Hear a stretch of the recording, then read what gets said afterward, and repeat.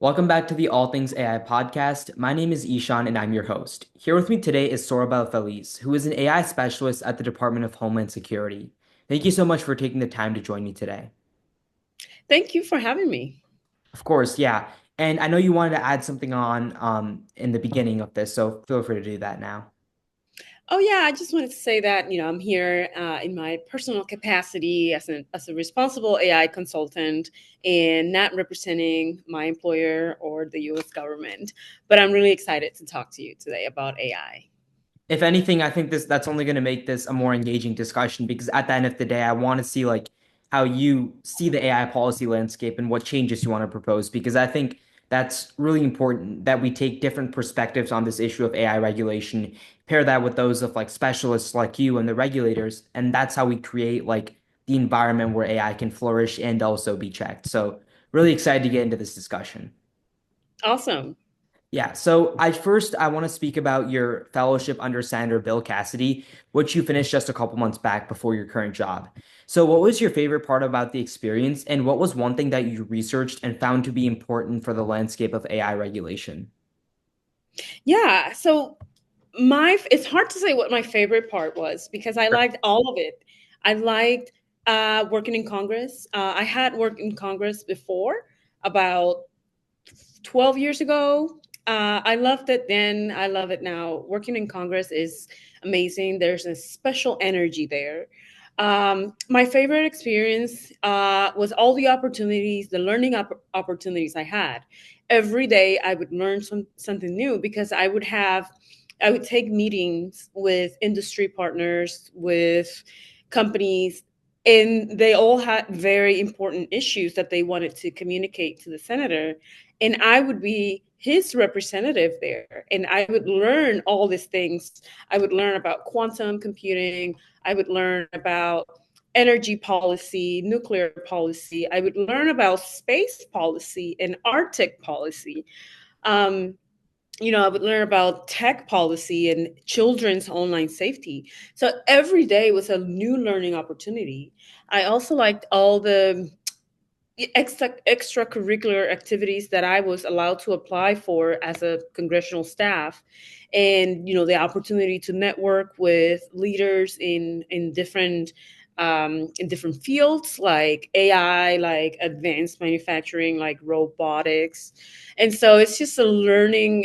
I felt like I was in school in a way, but also contributing and helping the senator, deal with a very heavy workload, but that was interesting to me and interesting to him as well. For sure, yeah. And I think the point that you made about being like a student in this is definitely important because once again, like the way I like to look at it is the big tech companies are the ones that have the resources, meaning like the financial, like the monetary supply and also like the brains that it takes to develop these AI models. And the question is, they might not necessarily care as much about how that's going to impact society as someone else, like the common people would. And I think it's like really important that experts like you are going to be out there and make sure that we can draw that link between the big tech companies and also the interests that we all have. So with that being, and I also like I can definitely connect to where you're talking about being like a representative of the senator because in my own like congressional internship that I'm doing right now, I've sat in on like constituent concern meetings, and we're always hearing like the different ideas sometimes that constituents would bring forth to solving many of the issues that are either prevalent in the district or across the nation. So I think being able to convey that to the congressman, it really shows not just how our government works, but it's like I feel that personal sense of gratitude because it's like I've always wanted to be like a public servant, and I really get the opportunity to do that through that. So I can definitely, I guess, understand your feeling with that. Um, yeah, and the next thing that I want to talk about is kind of building off of this fellowship that you completed. So do you think we need to build a more, or rather implement a more stricter or looser regulation when it comes to AI? I mean, it's hard to say because the technology is developing every single day, right? Like, you know, by the time I want to experiment with Gemini 2.5, there's Llama 4 that comes out, and there's OpenAI 4, and it's hard to keep up. Um, I think I think we definitely should embrace innovation while keeping in mind that there are already existing laws out there that we all have to respect. That we can debate a new regulation all we want, but the first thing to do is to understand the regulations that are already out there, um, and understand that they apply to AI. Our privacy laws, Exactly. they already apply. Our non-discrimination laws, they already apply. So you know we can talk about new regulations all day, every day, but are we compliant with the existing regulations? I think that's the bigger question. For sure. And I think that definitely, like, I guess to connect that, a couple weeks back, I was at the Human X AI conference, which was in Vegas. And so that brought together many specialists, like people that were making AI, like the founder and CEO of Mistral AI was there, which is one of the leading firms in Europe. And then we also had like Kevin Will, the chief product officer of OpenAI. So it brought together like figures who were really powerful in terms of decision making at the big tech companies, but also people that were working on like regulation, like Congressman Jay Obernolte, who's on the bipartisan, who actually is the chair of the co-chairman of the House Bipartisan Task Force on Artificial Intelligence. And so I think one point that he brought up time and time again, and it was also voiced by Casey Kozyrkov, who was the first ever chief decision scientist that Google had. And so the point that they were making throughout was that, for example, it's already illegal for someone to steal your money. You don't need to make it illegal for AI to steal your money. And I think that as simple as that, like, I guess it's almost like an adage, but as simple as it is, I think it's really important to talk about because there's already so many laws and regulations that are out there. And so if people are going to try and break laws with AI, then all we need to say is that you can't break these laws with AI. I don't think it gets like, you need to make it much clearer. So I think what you're saying about looking at what we have right now is really important because that should be the foundation for what we decide to build up. Exactly, exactly. And so I also want to move into maybe some pieces of advice that you have to offer. So you were mentioning earlier, so you're now in this role at the DHS. You were previously working under Senator Bill Cassidy, and you had congressional experience in the past. So you're definitely really knowledgeable when it comes to the field of AI and regulation. So what is one piece of advice you'd like to give to someone that's interested in public policy and AI regulation? Because like even when people are coming into the field of law, there's lawyers nowadays that are focusing on AI. And I think that's like interesting new field. So I think discussing and giving advice to people interested in public policy and AI specifically is really important. Yeah, well, I would like to, first of all, ask you, what is public policy? Right? So define what public policy is, and then pick a smaller niche, right? Because public policy is a lot. It's anything that touches the government, right? So, for example, you have traffic laws, you have health policy, you have employment policy, right? Yeah. Anything that touches public policy, that's very broad. So, if you're interested, let's say, in public health, and then you have health policy, like find your niche within public policy. You understand what I mean? Like, don't try to know everything and cover everything, and keep up with everything, because it's a recipe for burnout. There's a lot going on. For sure. The one thing that is true and clear is that AI is going to touch everything. So find that niche that you want to work on. So if you want to work in law, maybe you want to study copyright law and IP law, and niche down. If you want to be a public servant and you want to focus on, AI for national security, let's say that you want to go into the military or you want to go into the intelligence agencies, how is AI going to affect national security? If you want to work in cybersecurity, you want to be a hacker, you want to be an ethical hacker, well, find out how AI is going to impact the cybersecurity field. So, all those three professions that I mentioned are part of public policy, right? So, first of all, find your niche within public policy, and then find out how AI is going to impact that, that field. Yeah, I think that's really helpful advice because like I myself might be interested. I know I want to go into some type of public service at some point in my career. And judging that right now I'm in like mostly I do think I code, I run the podcast. It's like a lot of it is tech based. And so I think like even someone like me, I want to take your advice to heart and like try and break myself down into like what specific role do I want to play? And especially like as I go off to college, I guess in 2 years, that would be the time because I think like the opportunities that would be available are going to be helpful in kind of like allowing you to find what you're interested in because you can explore everything. Right, right. And AI is exciting, is new, and is it's very It's novel, yeah, right? But you really have to pick your niche because you for cannot sure. keep up with everything that's going on.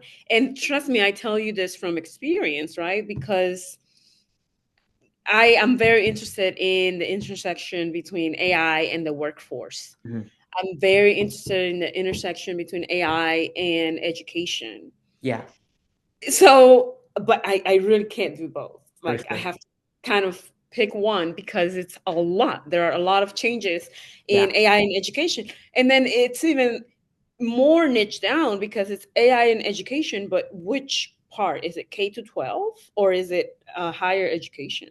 yeah. So, there's just There's so much.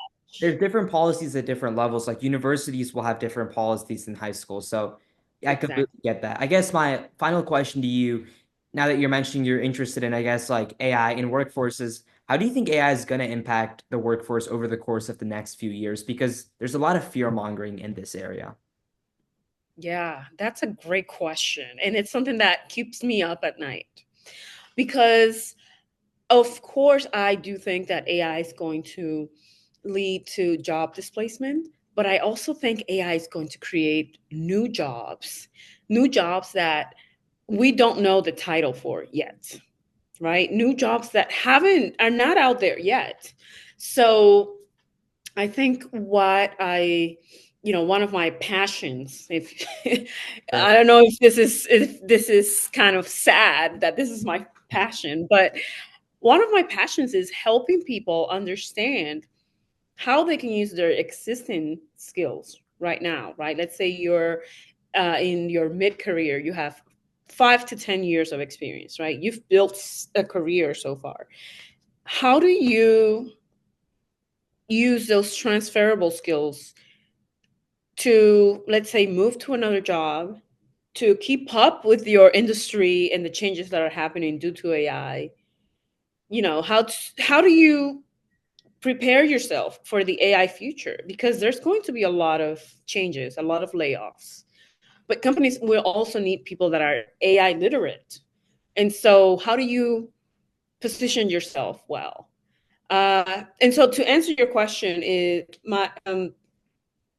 your question was, how do I think AI is going to impact the workforce? I think it's going to be a shift in how people are hired. We're going to have to change how we do things, right? Because the playbook used to be graduate from high school, go to college, get a job, and then every 5 to 10 years switch jobs so you can get a pay raise. Sure. But now I think job tenures are going to be shorter, right? I think now the decision to go to college is going to be a lot more complicated. It's not just going to be, can I pay for college? It's going to be, am I going to be prepared for an AI future? If I go to college today, what will the job market look like 4 years from now? Sure. So, and then universities are going to have to shift and pivot as well. Maybe 4 years is going to be too long. The way that things are changing, the pace of development, maybe we can't wait 4 years. Maybe we have to, you know, prepare degrees that are more targeted and shorter in timeline. Yeah. Um, so, I think it's fascinating what's happening with AI in the workforce. I think there's going to be a lot of displacement and uncertainty, but I think there's also a lot of opportunity out there. Well, the last thing I'll say is I think your passion, it's not something that's sad. I think it's one of the most important ones because, you know, I've thought about that multiple times, and I actually do AI literacy lessons for middle school students at the Boys and Girls Clubs of Northeast Ohio, where I live, and also the Cleveland Metropolitan School District. And I think if I've learned one thing from that experience, like we absolutely need to teach people at all levels. Like I'm working with middle schoolers, but I recognize the value of teaching people in their 20s, their 30s, or their 40s AI skills because and the term I like to give it, and I think many people are now using is like upskilling. We need to ensure that everyone in their current job gets upskilled so that with AI, they're not losing their job, but they're doing 10 times more. Because I think if you think about it from a company or a corporate perspective, these companies, they don't have any, there's no necessity. It's like a basic microeconomics concept. It's like they don't have any necessity to continue paying these workers if they can put their money elsewhere and get far more product for it. So I think that's the sad reality of this. But if we can change it like we have in previous industrial revolutions, we can make sure that people are part of that growth instead of like being left behind it. And I think like the prospect is 10 times more exciting than before because I think AI is more powerful than anything that we've seen in the past and the advancements that we've technologically made as a whole society. So yeah. Yeah, definitely. And there was a letter going around today from the CEO of Shopify, Wow. and I encourage you to read that letter. But I basically, it will. says, um, in the future, you're going to have to justify why we are hiring a human instead of using AI. Yeah, And it's chilling. It's a for sure. very powerful letter because it kind of lays out how hiring will what hiring will look like in the next, maybe starting this year. So humans are going to justify their jobs Hmm. Yeah, even more, and it's exciting. It's really scary. for sure. um, yeah, it's a good time to be alive right now and to witness what's going on. Well, I mean, if I had to describe this conversation in one word, I'd say candid. So thank you so much for that, of Thank you. Thank you. course. And for everyone watching this, make sure to leave a like, subscribe, and comment down below with any questions or future podcast recommendations.